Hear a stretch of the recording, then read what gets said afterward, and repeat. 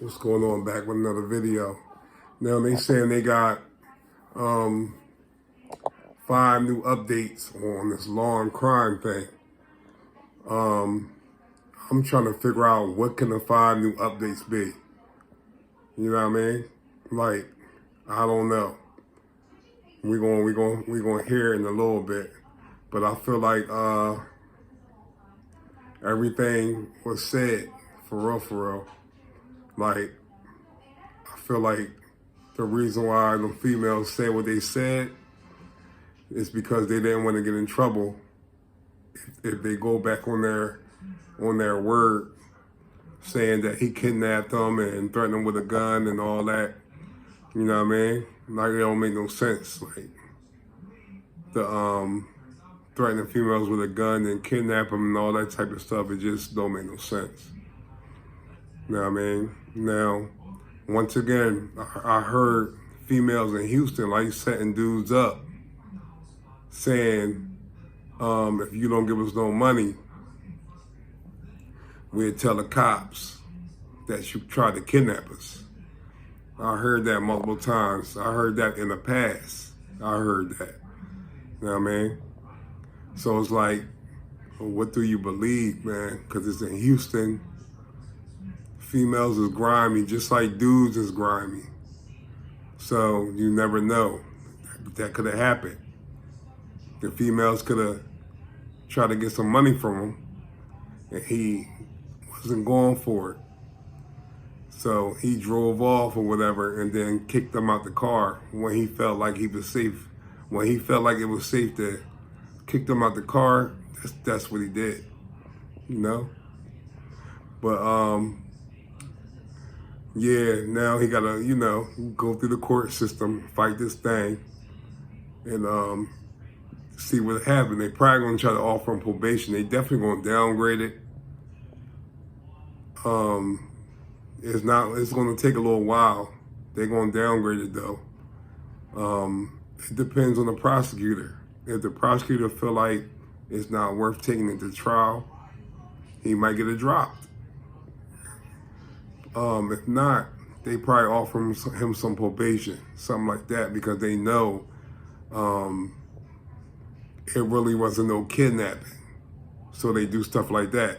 They don't want to just throw the whole case out, because then they looking stupid. If they throw the whole case out, he won. You know what I mean? So if they offer him probation, they still won. He's still getting a record. If you get probation, you still locked up. You on the street, but you still locked up though, because you can't do nothing wrong or you going to jail. You know what I mean? So hopefully everything go right. Get that lawyer. Hopefully you got a good lawyer that could find some holes in the case and get this thing dismissed. And he get his life together. I'm not a Corey fan or nothing like that. I don't even know the dude. You know what I mean? But watching it here and there, I feel like nobody shouldn't get locked up or whatever on something. If it's a lie, you shouldn't get locked up for it. You know what I mean? Like, females lie all the time. You can't believe females all the time, yo. Because they lie. A lot of females lie, and especially in Houston, they'll set you up. Just like in Philly, they'll set you up. You know what I mean? Even out here, you'll get set up quick. You'll get your life taken trusting these females. You know what I mean? So you got to be careful. But anyway, hit that bell. Bing. Subscribe if you feel like it. Let's see what they talking about with these new updates. And I'm gonna make another video in a little bit. Y'all be safe out there, because it's a crazy world out here. The people in the world is crazy. You know what I mean? They do anything for some money. Dudes, females, whoever will set you up. Use your mind. Watch your surroundings.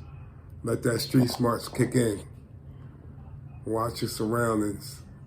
Watch out for these grimy females, because they grimy just like dudes. The same way. You know what I mean? Anyway, Y'all check that long crime out. See what they talking about. They try to make stuff worse than what it is when you hear them talking. Y'all be safe out there. And I'm out, G. Texas to Qatar. Look, come down there. Come on. Can't get over here. My car was out there. Remember him? That's YouTuber Corey Pritchett Jr. Now, earlier this year, we reported that Pritchett allegedly kidnapped 2 women in Texas. He later hopped on a nearly 20-hour flight all the way to the Middle East, but not to Dubai like he once flaunted to his millions of social media followers. I moved to Dubai. The people that's wondering. Feel so good out here. My kids, listen. So I'm having more kids, right? With my future wife, for sure. And Aiden, my kids are gonna be homeschooled, bro. It's getting real wicked in the United States. A lot of y'all not paying attention because a lot of y'all sleep, and the news outlets are not speaking on a lot of that's going on there. It's gonna get real over there. Y'all might think I'm lying. Y'all might think I'm just talking. Y'all seen other people probably saying it, but you know people don't believe until the shit hit the fan. That's one thing I noticed about most people in the United States. They want to party, live life, until it hit the fan. When it hit the fan, and everybody like, oh, they want to scatter. No. He instead ended up in Qatar. So how does a content creator with millions of followers end up on the FBI's radar? Well, it first started on November 22nd, when a woman exchanged numbers with Pritchett. The unnamed woman told investigators she and a friend met up with Pritchett. First, it was harmless fun, like working out, ATV riding, and bowling. But it was that trip to the bowling alley where it took a dark turn. The 2 women reportedly felt like something was off when Pritchett and his 2 friends started acting strange. According to one of the women, they were repeatedly looking around, seemed on edge, and were acting suspicious. That's when they learned Pritchett and his friends were having issues with another group at the bowling alley. So the 2 women told Pritchett if he continued acting that way, he should just leave with his friends. So he left. But after some time, the women texted him to get their things out of his car. They all met up at an H-E-B, and Pritchett switched up his mood and offered them a ride home, and they said yes. But Pritchett flipped again. The women told investigators he began acting erratically and skipped what was supposed to be their route to get home. The women said Pritchett claimed someone was after him and started making phone calls. He then started driving so fast, going past 100 miles per hour. The women claim he pulled out a gun and started waving it through the sunroof while still driving erratically fast, then began firing the gold-color handgun out of the car window. One of the women reportedly told Pritchett to take her back to her apartment and try to calm him down by asking him to pray with them. But he still continued driving crazy fast down the I-10 highway. One of the women told police Pritchett then made a video call to another woman saved in his phone as future wife. He allegedly asked the woman on the call, "If I had the perfect opportunity and was in the middle of nowhere where no one could hear them scream, should I just go ahead and do it?" And the woman on the line reportedly responded, yes. The women in the car told police that Pritchett told them, "I'm gonna F y'all and then kill y'all." By this point, the women said they were texting one another during all of this, but told authorities Pritchett then started pointing the gun at them and took their phones away so they couldn't communicate with each other. According to police, Pritchett then pulled off the highway onto the shoulder of I-10 near Sealy, Texas. Seemingly with a change of heart, he told the women to get out of his car, allegedly telling them this is your only opportunity. So you can imagine how scary this is. You're dropped off in the middle of the night, left stranded, and your phone is taken from you. The women told police they spent more than an hour along the side of the highway before they were able to flag down a driver who called 911. But their stories were corroborated by a huge clue that would help investigators piece together what happened. One of the women had the Life 360 app on her phone, and screenshots, which included timestamps and the route they took, supported the victim's story of what happened. Pritchett was ID'd through his driver's license and social media pages. But a huge problem. When investigators reached out to him, his phone was no longer in service. Instead, they found out through his TikTok that he was planning to move to Dubai. So here's where the FBI steps in. They found out Pritchett didn't buy a ticket there, instead purchased a one-way ticket to Qatar on December 9th. It didn't stop authorities, though, from charging him. And December 26th, he was charged with aggravated kidnapping. And despite the serious charge, Pritchett, like most content creators, kept on posting. On January 4th, he posted an article from the Houston news station KPRC, along with the caption, in part saying, "Let the show begin, hashtag Houston, Texas. Let me show you how to take the monsters down the hashtag smooth way." You see it say accused, right? Don't worry, LOL. I'm finna give you the details on here and in the court of law. Well, that all caught up to him, and this week he was arrested on the aggravated kidnapping charge.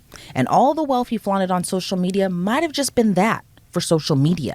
According to KPRC in Houston, his financial affidavit showed he requested a public defender, reporting his monthly income at a watch. To break down this case even further is Texas based criminal defense attorney Bridget Williams. Bridget, thank you so much for joining me today. This case is an interesting one. You have a social media content creator and personality. He's accused of kidnapping two women, fleeing off to Qatar. What's your reaction to this case? It's something that is definitely mind blowing when we think about it. So we have this young man who is charged with the offense of aggravated kidnapping. I'm interested to see the timing of everything because when we talk about did he flee or abscond to the UAE, when was he notified about the charge and was that something that he considered when he booked his flight to Qatar, or was that something he already did?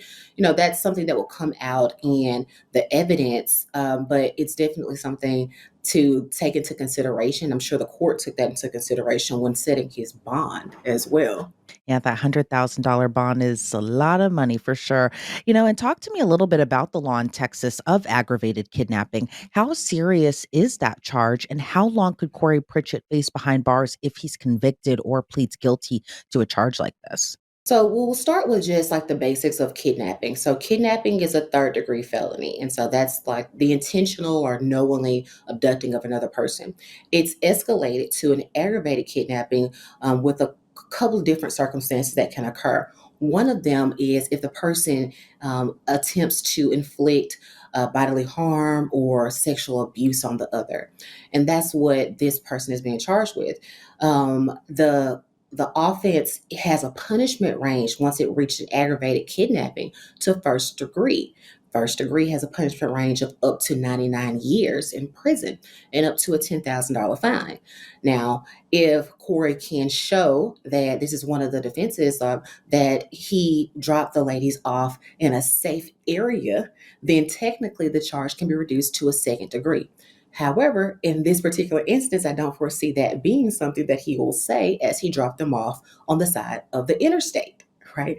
So that doesn't make it a safe environment. But if a person can show that they did release the victim into a safe area, then their charge from aggravated kidnapping can be reduced from a first degree to a second. Oh, wow, that's just a lot of time. Plus, the gravity of the situation is very serious. And I remember when this story first came about, and it seemed through his social media that Corey Pritchett didn't appear, I should say, to be really kind of taking it seriously. If you kind of just go off what he put on social media, he kind of even blamed the women he was with. So I kind of, given everything that we know right now, I want to ask you, do you agree that this was the right charge in this case? I do think it's the right charge because this is based off of what the women have said to the investigators, because otherwise it would just be a kidnapping. If I was Cora's defense counsel now, I would make this be a trial case because there's several issues here with the case. So it could be it's a interesting portion for this particular case. So the first thing to think about is that the women voluntarily got into the vehicle with him, and that's going to be something that defense counsel raises. Now it transitions, and this is the arguable part here, is that it can transition into a kidnapping when the women have stated in their testimony with investigators that he pointed a gun at both of them and stated in some very colorful language that he was going to sexually abuse them and then even kill them. And so that's when it transitions into an aggravated kidnapping at that point. Now, the text messages between the women and Corey, that's going to play a very important role in if this case continues to be a trial or if he accepts some type of plea agreement. And so that information would really be important as far as it being a trial or a plea agreement. And I'm sure, when investigators probably first learned of this case, it probably is hard for these two women to go and tell police, we met this guy, we hung out with him all day, we went to the bowling alley with him. Then all this stuff happened. He dropped us off on the side of the road. But investigators say they used one of the women's phones using a Life 360 app to kind of piece together what had happened, corroborating further their own accounts of what happened in their story. So I want to ask you, what are your thoughts on that type of evidence and how Corey Pritchett's defense attorneys might be able to poke holes, if they can poke holes in this evidence of kind of leading where the phone took them, and just how Life 360 kind of played a part in corroborating their stories? Can the defense really tracker, which allows for people to be able to track the phone location. And so there may be some other features that it allows for, and so to help corroborate the women's story. But the prosecution is going to be looking in every possible option to corroborate these women's stories, because that's the only way that they're going to proceed and be victorious in a aggravated kidnapping charge, because otherwise it's their word against his word. And so they're going to be looking for every option, every opportunity, everything that they have in order to use to move forward with this aggravated kidnapping charge. And do you see a case like this going to trial? I can only imagine what that could even look like, but do you see a case like this going to trial? And if not, do you see prosecutors possibly offering Corey Pritchett a deal in this case? I would say I would foresee it going to a trial setting. A lot of times when it is one person's word against the other person's word, a lot of times those cases do go to trial. And so again, with the women voluntarily got into the vehicle with him and would move forward into, it transitions to that aggravated kidnapping based off of their testimony that he pointed the gun at them and said that he was going to kill them. And so at that point is the transition over. And so I do foresee this being a trial case unless the prosecution offers him, I would say, a reduction down. So a reduced offer, which happens sometimes. It just depends on the evidence that they have, and what they will be charging him with going forward. And so they may offer him a reduction, some type of probationary period that could include some jail time, or it could include some classes. We don't know. But unless they offer him something that's reduced, I could see this being a trial case. And what do you make of just the whole aspect of Corey Pritchett being this social media personality, being this content creator with millions of followers? And then you have that other aspect too, where, we all know, covering a lot of stories kind of similar to this one, that, not everything that you see on social media is really what it is in real life. And for example, in this case, Corey Pritchett signing that financial affidavit, one asking for a public defender, and two saying that he has like no assets or money to pay for a defense attorney. What do you kind of make of just that, 360 or 180, I should say, just from seeing the persona that we all see on social media versus what these allegations are and what he's being accused of? Yeah, I think that's a really great point, in that things are not always as they appear. And so sometimes people present their best selves, or we don't know what they're using to present their best selves, or this facade of who they want to be on social media. We have no idea. But if he had the assets or had any type of a financial resources available, then he could have used those resources to post his bond, right? He has $100,000 bond. If he were to use a bail bondsman company, most of the time the bail bondsman companies will charge a portion of that amount. And so they generally don't pay the full amount. And then the bail bondsman company is just responsible for the remaining amount. So they say that the bail bondsman company charges you 10%. So they may pay 10% to the bail bondsman company, and then that's all that the defendant or his family would pay out of pocket in order for him to be released. And so in my mind, that's saying that $10,000 is what he would have to put up. Now that's still not a small amount of money, right? But however, if you are saying that you're this person who goes to Qatar and do all these things, again, we don't know what someone's financial responsibilities are, what their resources are. And so we just, you never know what a person's financial aspects are. Yeah, of course, because given, we never know that maybe all the money was kind of put into this move to the Middle East possibly as well too, which could explain, the no assets or no money for a defense attorney. And speaking of that, where do you think this whole aspect of him fleeing off to Qatar, even though he told his followers he was going to Dubai, where do you think that all kind of plays into kind of potentially an admission of guilt? Do you think that this, I know we kind of spoke briefly about it earlier in our discussion, but do you think it was planned? Do you think it was to kind of get away from what he's being accused of? Or do you think that it was just, what, I do want this new life for myself. I do want to try to move out here and just start fresh. Or do you think it kind of played into what he's being accused of? I think that's going to boil down to the timing. So, when did he book his flight to Qatar? When did he book all of the things that are related to starting this new life in Qatar or the UAE, wherever it is? When did you do these things? Was it before or was it after you were charged with this offense? That's what it's going to boil down to. As far as for an admission of guilt, I don't think it goes to an admission of guilt. However, it can show that he was absconding or trying to flee away from the charge and the responsibilities and the punishment of it, again, based on the timing. And so, best believe if I was a prosecutor, I'm going to be bringing that up in a trial setting. I'm sure that they brought that up in the bond setting, which is why his bond is what it is. And so, that is information that can be brought up in a trial setting. Now, again, if that flight or all of the plans that he made happened prior to the charge, then defense counsel is going to say, well, this is just plans that he made for him to better himself and his career, right? And that's something that it just centers around the timing. And I guess we'll have to wait and see how this all continues to play out. Bridget, I want to thank you so much for your time today. But before we sign you off, though, where do you think this whole entire case goes from here? Well, what happens after this time period is that Corey, until or unless he can place the bond or pay for the bond, he will be in the Harris County Jail until this trial or until he accepts some type of plea agreement. So until the trial moves forward or until he accepts a plea agreement. Now, that could be anywhere between now and years from now, honestly. The defense counsels can file something for a speedy trial if he is sitting in jail and cannot make the bond. So they can file that. However, that still can be another year or so.